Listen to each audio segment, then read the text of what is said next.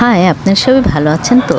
আজকে শ্রী শ্রী সরস্বতী পূজা, মানে বীণা অর্চনা। আমরা সবাই জানি যে এই দিনটিতে মাঘ মাসের পঞ্চমী তিথিতে, শুক্লা পঞ্চমী তিথিতে সরস্বতী পূজা হয়ে থাকে। তো মূলত এই দেবী হচ্ছে আমাদের বিদ্যার দেবী, গানের দেবী।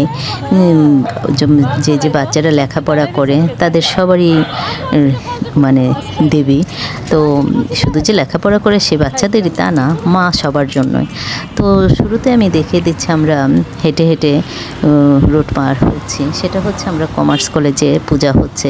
বিগত কয়েক বছর পূজা হয়নি, 24-এ হয়েছিল আর 26-এ হচ্ছে, এর মধ্যে আর পূজা হয়নি। তো সেই পূজাটা দেখার খুবই একটা ইচ্ছে ছিল।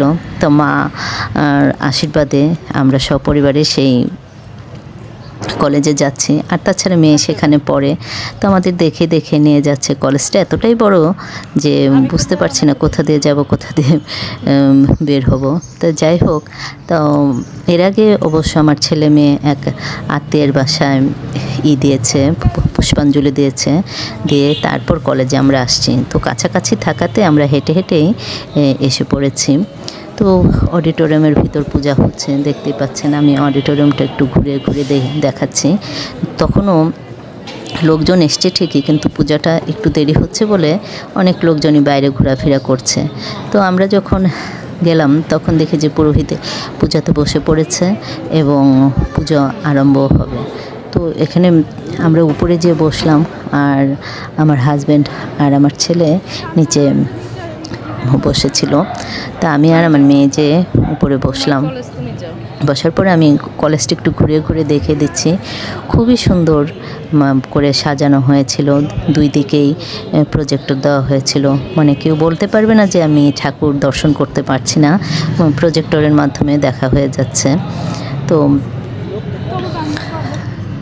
যখন পূজা আরম্ভ হচ্ছে, এদিক দিয়ে মানে ঠাকুরকর্তা বোধন করে ফেলছে। তারপর আমাদের বলা হলো উপর থেকে নিচে নেমে এসে এই অঞ্জলি হবে, অঞ্জলি দেওয়া হবে এবং যজ্ঞ করা হবে, যা একটা পূজাতে রিচুয়াল থাকে।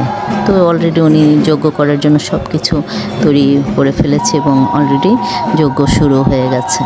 তা আমরা সবাই বসে মার কাছে প্রার্থনা করছি।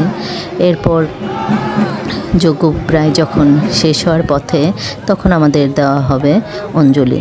তা আমরা মাকে অঞ্জলি দেওয়ার জন্য আবার প্রস্তুত হয়ে আছি। তো যজ্ঞটা যখন শেষ হয়ে গেল, দেখুন কত লোকজন। প্রথমে আমি আপনাদেরকে লোকজন দেখাতে পারিনি, বুঝতে পেরেছিলেন যে চেয়ারগুলো সব ফাঁকা, মানে সবাই একটু বাইরে ছিল।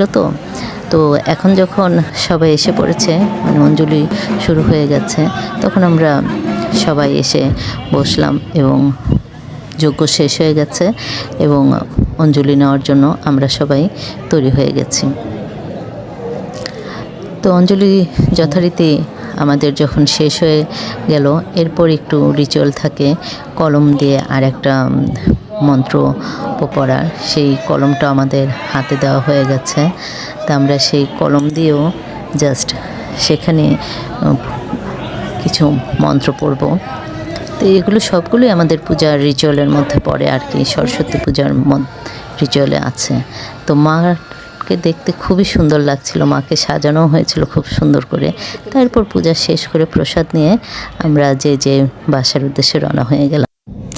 তো সবাই ভালো থাকবেন, যে যেখানে থাকবেন নিজের প্রতি খেয়াল রাখবেন। তো আজকে এই পর্যন্তই সরস্বতী পূজার ব্লগটুকু, আর পাশাপাশি আমি কিছু ছবি আপনাদের সাথে শেয়ার করছি। তো ওকে।